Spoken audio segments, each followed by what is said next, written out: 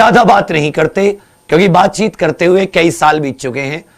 2014 में सरकार ने बहुत सारे वादे किए थे रोजगार देने के, हर एक युवा को उसकी योग्यता के हिसाब से सही स्थान देने का, लेकिन पूरे देखते देखते 6 साल कब बीत गए, 7वां साल स्टार्ट हो गया, एक भी उस मुद्दे पर कोई बातचीत नहीं, सिवाय झूठ फरेब और सिवाय झूठी बातों के। तो अब सिर्फ एक चीज होगी, 25 फरवरी सुबह 11 बजे सभी के सभी स्टूडेंट जितने भी हैं, जितने एग्जाम्पल को फॉलो करते हैं, किसी और चैनल को दुनिया में जिसे भी आप फॉलो करते हो, अगर आप स्टूडेंट हैं, अगर आप आज या आने वाले समय में गवर्नमेंट एग्जाम्स में अपना फ्यूचर देखते हैं, तो आपको अपनी हक की आवाज करनी होगी और दिखाना होगा कि अभी भी इस देश में ये भगत सिंह का देश है, सुभाष चंद्र बोस जी का देश है, ये महात्मा गांधी का देश है, जिस देश की नींव जन आंदोलन, जिस देश की नींव रखी गई थी कि इस युवा को, इस देश के हर एक नागरिक, हर एक व्यक्ति को एक उसकी योग्यता के हिसाब से स्थान मिलेगा। योग्य होते चले गए, कॉलेज डिग्री की फीस लेते चले गए, स्कूल सीबीएसई आईसीएसई या अपने बाकी प्राइवेट हजारों रुपए की फीस लेते चले गए। स्कूल का गया, स्कूल के बाद में डिग्री दी, उसके लिए दुनिया भर की फीस, लेकिन वो सब आके कागज का एक टुकड़ा, एक रद्दी के रूप में रह गई, उससे मिलने वाला कुछ नहीं है। तो अभी सभी लोग एक हुंकार, एक पुकार, एक जवाब, 25 फरवरी ये दिन याद रख लीजिए। और एक तरफ से 25 फरवरी सुबह 11 बजे से सुबह 11 बजे मोदी रोजगार दो, हैश मोदी रोजगार दो, ये अंडर स्कोर है, ये जो नीचे का चिन्ह है अंडर स्कोर है। और एक जब भी आप ट्वीट करें तो कुमार विवेक 14 ये जरूर टैग कर देना।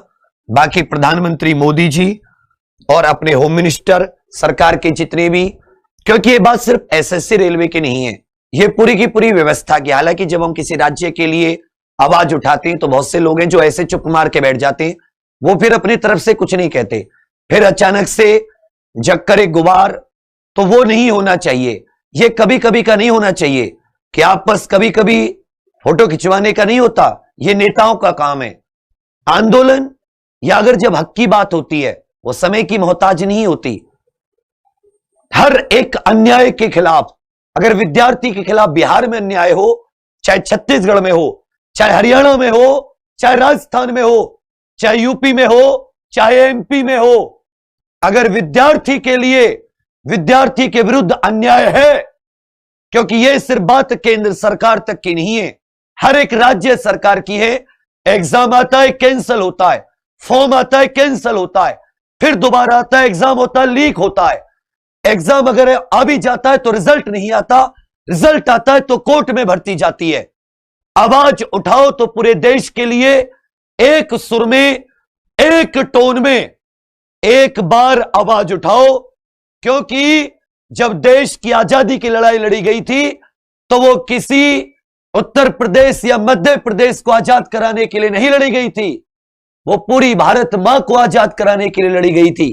तो अगर आज भी ये लड़ाई लड़नी है 25 फरवरी को, तो सभी टीचर्स से ये अनुरोध है, एक एक स्टूडेंट से, तुम राज्य का एग्जाम भी देते हो, एसएससी का भी, रेलवे का भी, बैंक का भी, ये तुम सब की लड़ाई है, ये एक स्टूडेंट की लड़ाई है, एक विद्यार्थी की लड़ाई है, ऐसी आग की लड़ाई है कि अगर उसे हवा दे दी तो जला के खाक कर देगी, चाहे वो सरकार हो, चाहे वो कोई तानाशाह।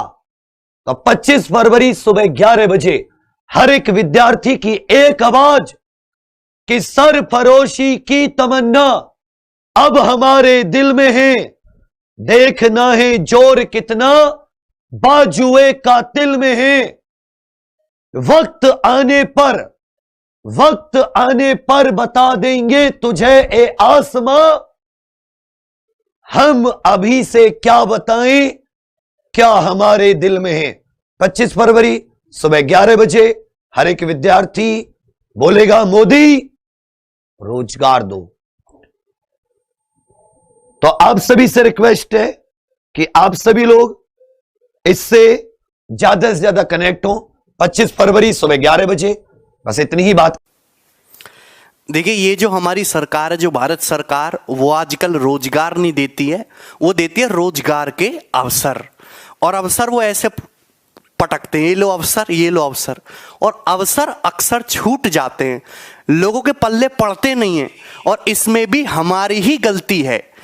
जिस तरीके से सरकार का हक है टैक्स कलेक्ट करना, आप टूथब्रश, पेंट, साबुन, एवरीथिंग, सुई से लेके आप जो भी खरीदते हो, आप हर एक चीज पे गवर्नमेंट को टैक्स देते हो, खाने के बिस्किट तक पे।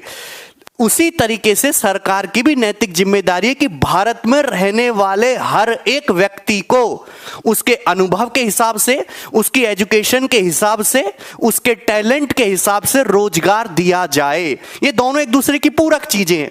हाँ, देश की जनता तो सरकार का सहयोग भरपूर कर रही है, जरूरत से ज्यादा टैक्स देने को तैयार है, लेकिन सरकार को जितना रोजगार देने चाहिए उसका 10% भी रोजगार युवाओं को नहीं दे पाई है। तो ये क्या है? ये एक युवा विरोधी सरकार की तरह इसको देखा जाना चाहिए। आप बताओ कि कोई भी नेता, कोई भी अधिकारी, कोई भी पॉलिटिशियन अपने दिल पे हाथ रख के ये कह सकता है कि मैंने पिछले 5 सालों में कुल मिलाकर भी 2 करोड़ रोजगार दिए हों? साल में 2 करोड़ रोजगार देने की बात तो बहुत दूर की है कि पिछले 5 साल में कुल मिलाकर भी 2 करोड़ रोजगार इन्होंने दिए हों। कोई भी नहीं कह सकता। कहते हैं कि हमारा इंडिया डिजिटल इंडिया बना। भाई, डिजिटल तो विश्व बनना है। अफ्रीका में भी इंटरनेट चलता है, नेपाल में भी इंटरनेट चलता है, भूटान में भी इंटरनेट चलता है। हाथ में एंड्रॉयड फोन आ जाना और सस्ता इंटरनेट आ जाना और फेसबुक पे अकाउंट बन जाने को डिजिटल इंडिया कहते हैं। जिस इंडिया में 1 लाख स्टूडेंट का ऑनलाइन एग्जाम एक दिन में नहीं हो सकता, वो काहे का डिजिटल इंडिया है? बेरोजगारी 45 साल के चरम लेवल पे, कोई बात हुई भाई? ये है बेरोजगारी 45 साल के चरम लेवल पे पहुंच गई। आप 1 लाख स्टूडेंट का एग्जाम एक दिन में नहीं करा सकते, एसएससी, सीजीएल, टायर 2 का। अरे चलो पैसा नहीं है, 3 दिन में भी करा रहे हो, सेंटर आपको वही रखने को कि उनको पैसा दे दिया है, 3 दिन में एग्जाम करा रहे हो, कम से कम पेपर का लेवल तो सेम रख लो। 19-20 का फर्क चलता है, यहां तो 5-50 का फर्क चल रहा है भाई। आप 15-16 का पेपर, चलो ठीक है, लगभग एक जैसा, हम कॉम्प्रोमाइज कर लेंगे, पर उनमें भी फर्क है। 18 तारीख का पेपर तो कतई रद्दी है, एमटीएस वाला। हमारे खुद के सैकड़ों लड़के जिनके 200/200 नंबर हैं। अब बताओ, उन 18 तारीख के स्टूडेंट के टोटल 600 में से 540 स्कोर लाके उनका लिस्ट में नाम नहीं है। आप बताओ, उनका लिस्ट में नाम नहीं हो, कैसे करेगा बच्चा? 15-16 तारीख वाले बच्चे जिनके 120 नंबर हैं, उनके बढ़ बढ़ के और उनका लिस्ट में नाम है। आप बताइए कैसे काम चलेगा? अगर आपसे पेपर नहीं बनाया जा रहा, आपकी टीसीएस पेपर नहीं बनाया जा रहा, आपका एसएससी पेपर नहीं बना सकते, तो हमको बुला लो। हमारे इतने सारे टीचर हैं, एक भी टीचर को बिठा दोगे ना, वो सेम लेवल के सैकड़ों पेपर आपको बना के दे देगा, सेम लेवल के सैकड़ों पेपर। आप मुझको बुलाओ, मैं ऐसे बढ़िया पेपर बना के दूंगा आपको। आप हमारे साथी टीचर्स को बुलाइए, इंग्लिश जीके वाले के, वो इतना बढ़िया पेपर बना के देंगे। आपसे सेम जैसा लेवल नहीं बनाया जा रहा है भाई, कैसे काम होगा? दूसरी बात ये कह रहे हैं कि हम सीईटी लाएंगे, कॉमन एलिजिबिलिटी टेस्ट, रेलवे के, बैंकिंग के, एसएससी के, सारे स्टूडेंट को एक साथ इकट्ठा कर लेंगे। तुम एक बात बताओ, तुमसे अलग अलग तो एग्जाम सही से हो नहीं रहा। तुम्हारी इतनी क्षमता है क्या? वाकई में तुम्हारे अंदर इतनी ताकत है कि तुम सारे एग्जामों को एक साथ करवा पाओ? अपने दिल पे हाथ रख के एक बार कोई भी कह सकता है कि मैं एक साथ पेपर करा दूंगा। तुमसे अलग अलग तो एग्जाम हो नहीं रहा और तुम कह रहे हो कि हम भैया उनको एक साथ कराएंगे, सबका पेपर एक साथ करा देंगे। भाई, तुम्हारे बस की नहीं है कुछ भी। आप बहुत अच्छे आदमी हो, आप बहुत अच्छा काम कर रहे हो देश में, बट एक बात माननी पड़ेगी, केवल एक बात मैं क्रिटिसाइज करूंगा कि आप युवाओं को रोजगार देने में पूरी तरीके से फ्लॉप रहे हो। कुली नंबर 1 फिल्म से भी ज्यादा फ्लॉप रहे हो आप युवाओं को रोजगार देने में। बाकी आपने कितने भी बढ़िया काम करे हो। अब देखिए, इसके 2 सॉल्यूशन है। या तो स्टूडेंट ये समझ ले कि हमें तो रोजगार चाहिए ही नहीं, हम भूखे मर लेंगे, जैसे वो लोग शादी ब्याह नहीं कर रहे हम भी नहीं करेंगे, और देश बाकी अच्छा आगे बढ़ता रहेगा, लेकिन ये भी नहीं छोड़ सकते क्योंकि बेरोजगारों की संख्या इतनी ज्यादा है, 20 करोड़ की तादाद में बेरोजगार है। भाई जिसका बिजनेस ठप हो गया है तो वो भी एक टाइप से बेरोजगार भी।